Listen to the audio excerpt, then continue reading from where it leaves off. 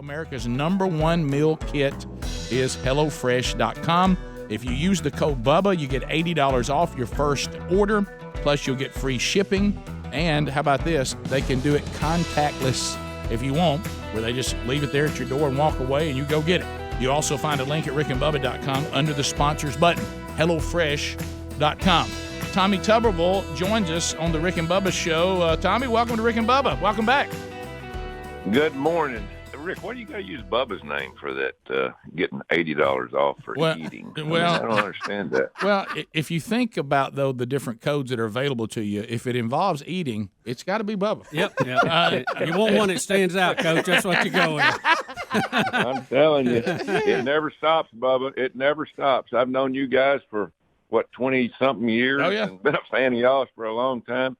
But it just never stops. It doesn't. I'm telling you. Good to hear from you guys. Yeah, and Tommy, I think one of the very first times that you made political statements, we were kind of kidding you about running for Senate when we were at the golf tournament. Was it last year or a year before that? It had to be last year, wasn't it? What was year and a half ago? Year and a half. Year and a half ago. Y'all were number one. That's right. You were the first. You said that and something about Lubbock, all in the same interview. That was a year before. That's just kidding. Yeah, that's the year before. But you gave a pretty passionate. Correct, Rick. I got to be politically correct. Good news is you're not running for Senate in Texas. Yeah.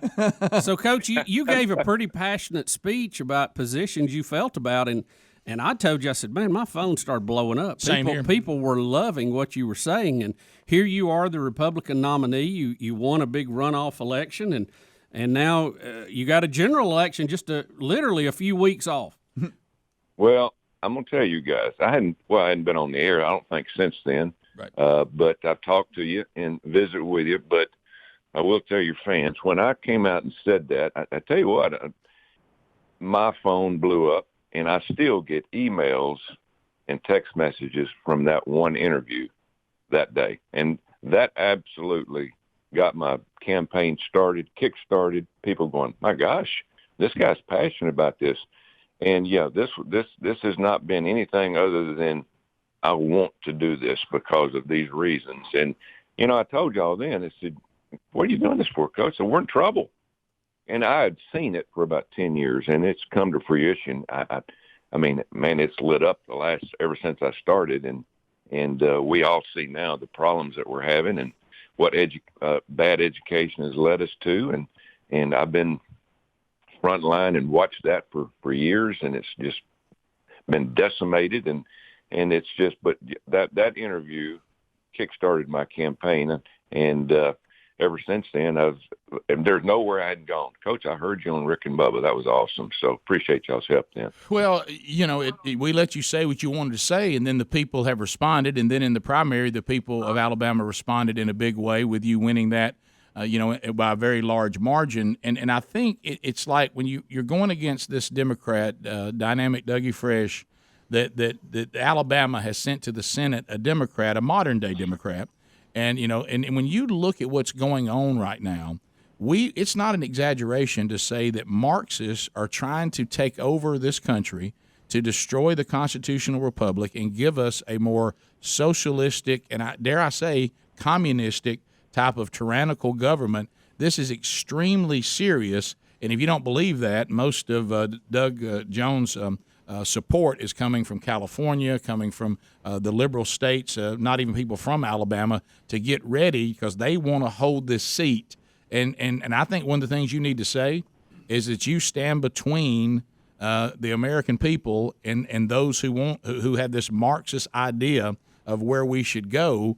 And it's time for the people who don't want to go that way to start speaking out all over this country. But this will be an opportunity for the people of Alabama to do it. You're exactly right. It's here. It's on our front doorstep. And the Marxist, communist, socialist, I don't very seldom call them Democrats anymore. And I know there's some good Democrats out there. I can't believe they're not speaking up because this is the greatest country that's ever been on the face of this earth. The economy, the people. This country was built by people from every continent. I mean, you think about it. I mean, we're all immigrants, and we came here and built what we have now, and we've got these people that just cannot stand the way that we have survived, the way we've built it strong. If you were born in this country, you hit the lottery. I mean, you absolutely hit the lottery. And it's mind-boggling to me how, I guess they're smart people, but they want to change, as you said, Rick, the Constitution, the Bill of Rights. They want their way of government, and we're not going to let that happen. Tommy, why do you think the AOCs and the Bernie Sanders of the world have got some traction? And it looks like they're going to be prime, people involved in the campaign for Joe Biden. But they're extreme. I mean, they're way extreme. How have they got traction in modern day America? Education. And I told you, I saw this, and I've seen it the last 10, 15 years.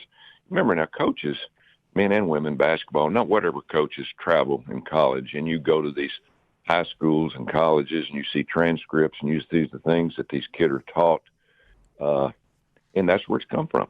And it's more northern as we speak. Now, don't think it's not here in the South, but it's not near to the degree it is West Coast, North, and that's what you're seeing. And they're not educated anymore. They're indoctrinated. We don't teach histories and maths and sciences. We teach climate change. President Obama had a lot of the textbooks actually changed. Wording's changed. I mean, it's there right in front of us. We've allowed it to happen. We've allowed it to happen because we're afraid to say something. And folks, if we don't speak up, we're not going to win this. We're going to be overtaken. Tommy, the Democrat machine is going to be after you. That is shown by the amount of money coming into our state, and much more money is coming into your opponent than from the state.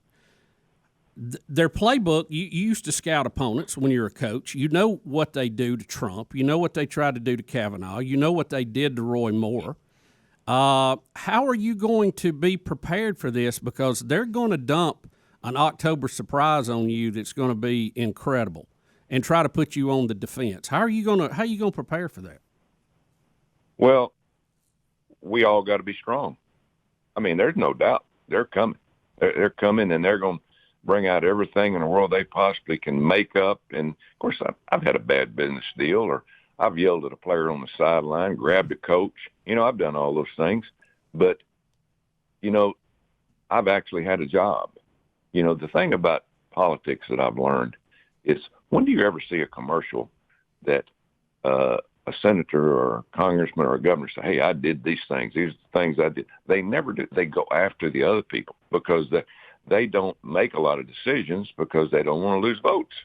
And so, we're going to catch the wrath of the Democrats because this seat is very, very important to the leadership of the Senate. We've got to flip this one. We got to get the R back in the column and get the D out. And that's one reason that I'm excited about this. And I saw this coming, again, a couple of years ago. And, it's very important that we understand that they're going to try to massacre me for 3 months.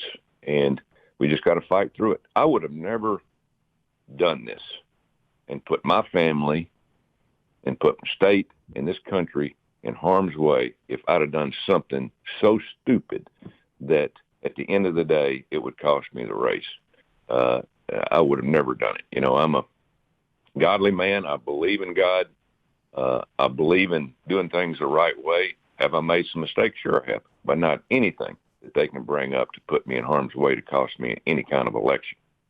We'll come back. We're talking with Tommy Tuberville, now the Republican nominee to take on Democrat Doug Jones.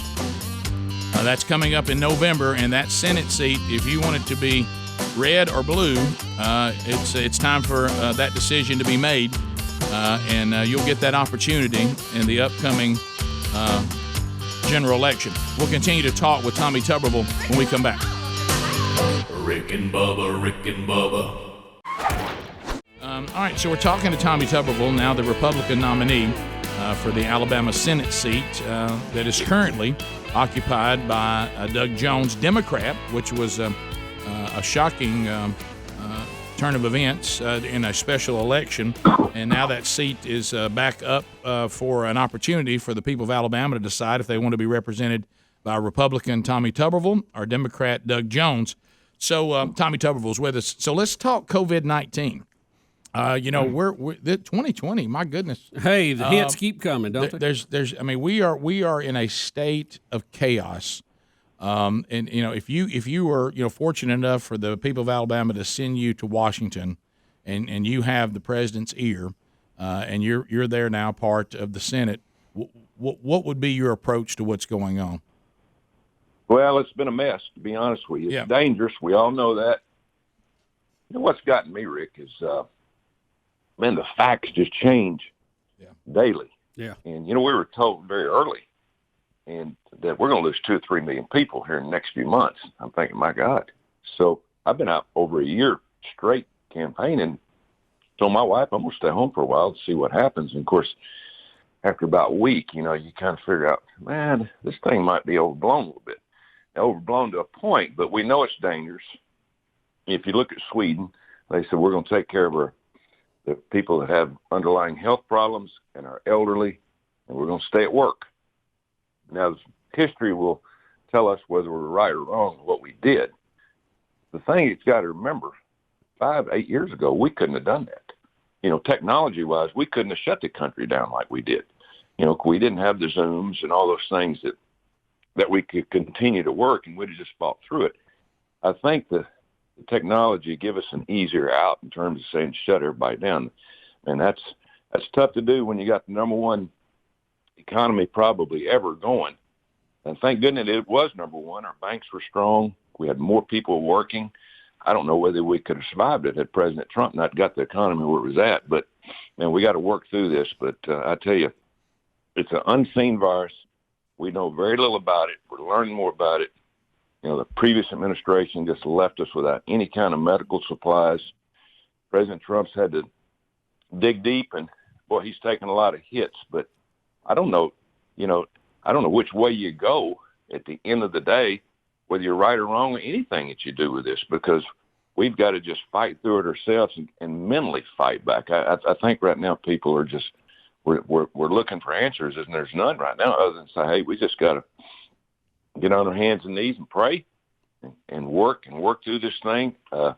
Scares me to death that they're even talking about another shutdown. We can't do that. We cannot shut this country down again. We don't have the capabilities financially to do it and put our people in harm's way. Tommy, I don't think President Trump got enough credit for the response. I mean, he's being criticized by a lot of people, but, armchair quarterbacking a pandemic is a pretty easy job. Managing one is tough, but I think financially, the moves the administration made on credit, on liquidity, they acted very quick. I think they had learned some things from the Bush administration after 9/11. And, we didn't even talk about a run on the banks. I mean, it wasn't even a topic. Right. And also shutting down travel coming in from China as quick as he did. Right. Yeah. I think he did some really good things that he's not going to get the credit for that he probably deserves on that. Yeah. I mean, you got to lean on your people, the doctors, the health people. They're the ones that should take the hits or the credit. President Trump just makes a decision off of what they tell him. He's human. But I tell you what, him shutting China down as early as he did, and of course Biden said it's a mistake, he's racist and all this, it came to fact that, hey, he probably saved thousands and thousands of lives by doing that. But it's just hard to make a correct decision when it's so many variables in this. It's going to be here for a while. The vaccine, we all want to get that. It's just one of those things. If you take a flu shot, I've been to many hospitals since this happened. I go in and check on them, talk to doctors. Some are for masks, some are against them. Some are for the vaccine, some are not for the vaccine. I mean, this is not a cut and dry deal. In vaccines, if you take a flu shot, they work 15% of the time. So vaccines aren't going to be the cure-all. What we got to have is we got to have something when you do get it that it can help. We got to give it to you to help you get better. It's like this hydroxychloroquine, this malaria drug. And, of course, the media cannot stand President Trump. And anything he does, they're going to be totally the opposite. So we've just got to be more positive if the media in this country was even halfway non-biased against President Trump, that would help more than anything. Just being positive so that people can hear something positive where they can feel better. But man, it's such a negative atmosphere right now with our national media. It's embarrassing. It really is.